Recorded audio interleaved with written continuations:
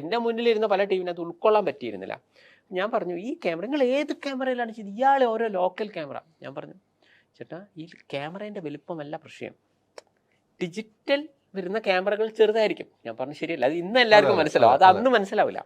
ഇവർ വിചാരിച്ചു വെച്ചോ ക്യാമറ എന്നൊക്കെ പറഞ്ഞില്ല, ഇയാൾ ലോക്കൽ ക്യാമറ എടുത്ത് ഓരോ കളി കളിക്കുന്നത്. ഞാൻ പറഞ്ഞു അങ്ങനെയല്ല, അതിൽ യഥാർത്ഥത്തിൽ അതിലെ പല ക്യാമറയും സ്റ്റിൽ ഫോട്ടോ എടുക്കാൻ വേണ്ടിയിട്ടാണ്, പക്ഷെ അതിലൊരു ഓപ്ഷനാണ് വീഡിയോയും എടുക്കാം. ഈ ഓപ്ഷനെ ഡെവലപ്പ് ചെയ്തിട്ടാണ് ഈ സന്തോഷ് പണ്ഡിറ്റ് ഈ ഗെയിം മൊത്തം ഇരുന്ന് കളിച്ചത്.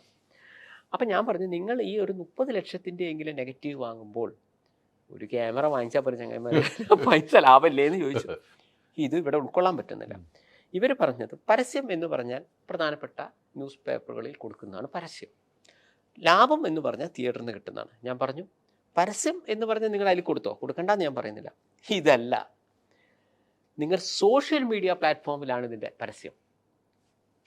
നിങ്ങളൊക്കെ പഴയ ഇൻ്റർവ്യൂ നോക്കുമ്പോൾ ഇന്നലെ ഞാൻ പറഞ്ഞു നിങ്ങൾക്ക് ഈ ഫേസ്ബുക്ക് പോലുള്ള ഒരു നല്ല നിങ്ങളുടെ നായകൻ ഒരു ഫേസ്ബുക്ക് ഉണ്ടാവും, ഒരു 50 ലക്ഷം ആളുകളുണ്ടെങ്കിൽ ഒരു രൂപയുടെ ആവശ്യമില്ല, ഇന്ന് മുതൽ എൻ്റെ പടം ഇറങ്ങി എന്ന് പറഞ്ഞിട്ടാ പോർ, നിങ്ങൾ പറഞ്ഞത് കിട്ടും. പക്ഷേ അത് ഉൾക്കൊള്ളാൻ അന്ന് പറ്റിയിട്ടില്ല ആളുകൾക്ക്. പിന്നെ കേരളത്തിലെ ജനങ്ങൾക്ക് മുഴുവൻ ഇപ്പോൾ അന്ന് പിന്നെ ട്വിറ്റർ തോന്നുന്നില്ലല്ലോ, പിന്നെ സോഷ്യൽ മീഡിയ ആയിട്ട് കളിക്കുകയാണോ ഇയാളെന്തോ പറഞ്ഞത്. കാരണം അതും ജിയോ വന്നതിൻ്റെ ശേഷമാണ് സോഷ്യൽ മീഡിയ, പറയുമ്പോൾ മുഴുവൻ പറയണം. പക്ഷെ അതൊക്കെ അടുത്ത സ്റ്റേജ് അതാണെന്ന് മനസ്സിലാക്കാനുള്ളത് ഇല്ലാതെ പോയതാണ്. പക്ഷേ സന്തോഷ് പണ്ഡിറ്റ് പറഞ്ഞ രീതിയിലേക്ക് ഇപ്പോൾ വന്നപ്പോൾ എന്തായി, ഇപ്പോൾ OTT എന്ന് പറയുമ്പോൾ എന്താണ്, നിങ്ങൾ ഇപ്പോൾ ഒരു തിയേറ്ററിൽ റിലീസ് ചെയ്യാതെ OTT ഇറക്കുമ്പോൾ ഞാൻ 100% OTT അംഗീകരിക്കുന്നില്ല, അത് ഓരോരുത്തരുടെ ഇതാണ്, എതിർക്കുന്നില്ല. പക്ഷേ OTTയിലേക്ക് വരുമ്പോഴുള്ള ലാഭം എന്തൊക്കെയാണെന്ന് വെച്ച് കഴിഞ്ഞാൽ പരമ്പരാഗത ശൈലി മൊത്തം ഒഴിഞ്ഞു. കാരണം നമ്മൾ പോസ്റ്റർ അടിക്കണം. വളരെ സത്യസന്ധമായി പറഞ്ഞാൽ ഏറ്റവും കുറച്ച് നിങ്ങളൊരു കുഞ്ഞു പടം എടുത്തു 10 സെൻറ്ററിൽ ഇറക്കുന്നെങ്കിലും നിങ്ങൾക്ക് അവിടെ പോയിട്ട് നിങ്ങൾ തമിഴ്നാട് പോയിട്ട് ഒരു പോസ്റ്റർ അടിക്കാൻ പോകുമ്പോൾ ചേട്ടാ 10 സെൻറ്ററേ ഉള്ളൂ, ചേട്ടൻ ഒരു 20 പോസ്റ്റർ ഇതാ, അങ്ങനെ പറയാൻ പറ്റില്ല. അപ്പം ഓരോ ഷീറ്റ് അല്ലെങ്കിൽ ഇങ്ങനെ വരുമ്പോൾ മിനിമം 1000, അല്ലാതെ 20 എനിക്ക് സെൻറ്റർ കിട്ടിയിട്ടില്ല, നിങ്ങൾക്ക് സെൻറ്റർ കിട്ടിയെന്ന് ഞങ്ങളെ വിഷയത്തിൽപ്പെടുന്നില്ല, ഇവിടെ ഇത് ചെയ്യാൻ ഞാൻ പറഞ്ഞു മനസ്സിലായി. അപ്പോൾ ഏറ്റവും ചുരുങ്ങിയത് ഒരു 4 ലക്ഷം രൂപയെങ്കിലും വേണം, അനുഭവം വെച്ച് പറയുന്ന മനസ്സിലായില്ലേ. ഈ പൈസ ലാഭിക്കാം. അതിപ്പോൾ വലിയ സിനിമകളാണെങ്കിൽ 40 ലക്ഷം രൂപയെങ്കിലും വേണ്ടി വരും, ചിന്തിക്കണം. അപ്പോൾ നിങ്ങൾ OTTയിലേക്ക് പോവുകയാണെങ്കിൽ ഈ പൈസ ലാഭമുണ്ട്, പിന്നെ ഈ പത്രം ലാഭം ഇതൊക്കെ വന്നു. ബാക്കിയെല്ലാം ഈ എടുക്കുന്ന OTTക്കാരൻ ഒരു PR-നെയും വെച്ച് അത്യാവശ്യം പരസ്യമൊക്കെ ചെയ്യുമ്പോൾ നമുക്ക് കുറേ ഇത് ലാഭിക്കാം. പക്ഷേ ഈ OTTയുടെയോ സോഷ്യൽ അല്ല, അപ്പോൾ അവിടെ കാര്യങ്ങളൊക്കെ മനസ്സിലായി, യൂട്യൂബിൽ നിന്ന് പൈസ കിട്ടും. യൂട്യൂബ് മാത്രമല്ല ഫേസ്ബുക്കിൽ നിന്ന് പൈസ കിട്ടും. അന്ന് ഞാൻ ഫേസ്ബുക്ക് പറഞ്ഞപ്പോഴും പലരും പറഞ്ഞു അയ്യോ ഇതൊക്കെ തള്ളാണ്, ഫേസ്ബുക്കിൽ നിന്ന് കിട്ടില്ല. ഇപ്പോഴും എനിക്ക് തോന്നുന്നില്ല എല്ലാ നടന്മാരും ഇപ്പോഴും ഫേസ്ബുക്കിൽ നിന്ന് പൈസ ഉണ്ടാക്കുന്നുണ്ടോ എന്ന് എനിക്കറിയില്ല, അവർക്ക് അതിൻ്റെ പൈസ ആവശ്യമില്ല. പക്ഷെ ഞാൻ പറയുന്നത് ഈ ഫേസ്ബുക്കിൽ നിന്നും പൈസ കിട്ടും, ഇൻസ്റ്റയിൽ നിന്ന് കിട്ടും.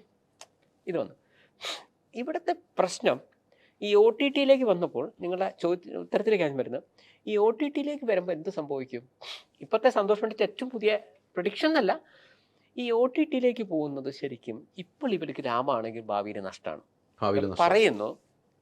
ഞാനിത് അടുത്ത് ആ OTT വന്ന സമയത്ത് ഞാനൊരു ടീമിനോട് പറഞ്ഞു, പക്ഷെ ഇപ്പോൾ വീണ്ടും തിയേറ്ററൊക്കെ അടച്ചിടുന്നു എന്ന് പറഞ്ഞപ്പോൾ ചിലർ പറഞ്ഞു സന്തോഷേട്ടൻ പണ്ട് പറഞ്ഞു, പക്ഷേ അത് അവിടെ ഇവിടെയൊക്കെ ഇടുന്നുണ്ട്.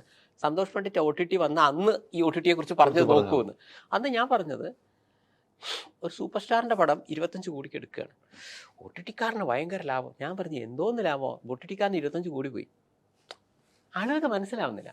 ഞാൻ പറഞ്ഞു OTT എങ്ങനെയാണ് വരുന്നത് വെച്ച് കഴിഞ്ഞാൽ അതിൻ്റെ സബ്സ്ക്രിപ്ഷനിലൂടെയാണ് അവർ ജീവിച്ചു പോകുന്നത്.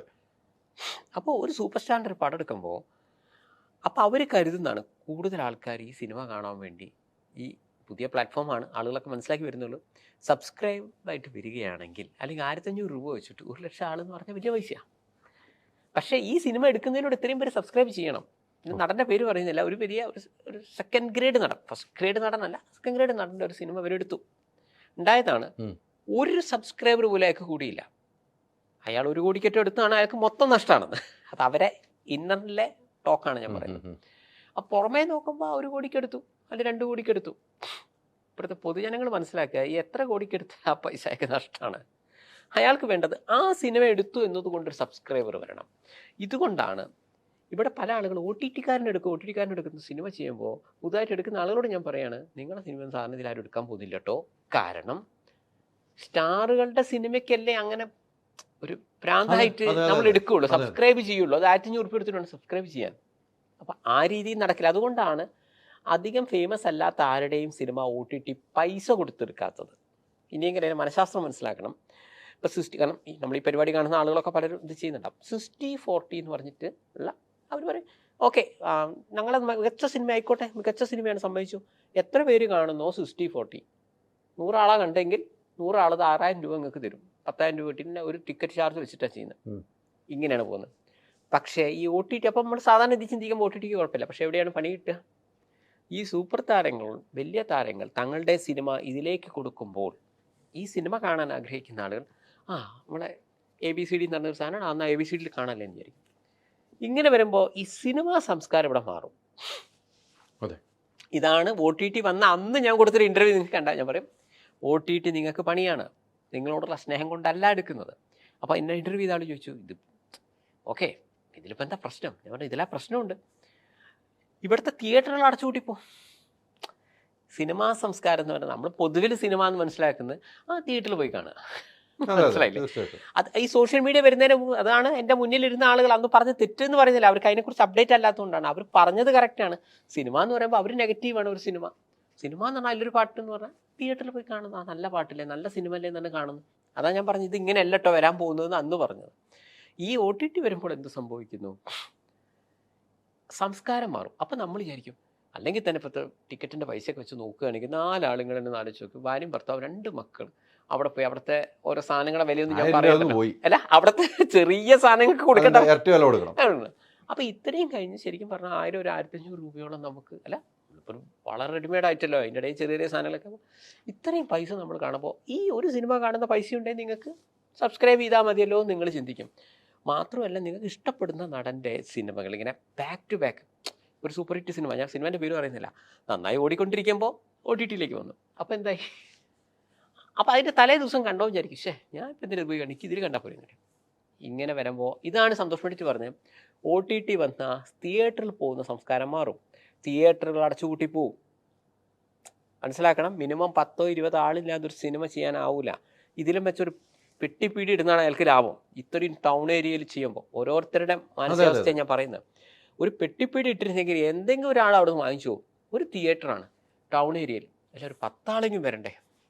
2-3 ആൾ വരും, ചിലപ്പോൾ ഒരാളും വരില്ല. പുതിയ സിനിമകൾ ഒരു ഷോ പോലും നടത്താതെ പോകുന്നത് അവരെങ്ങനെ സർവൈവ് ചെയ്യും?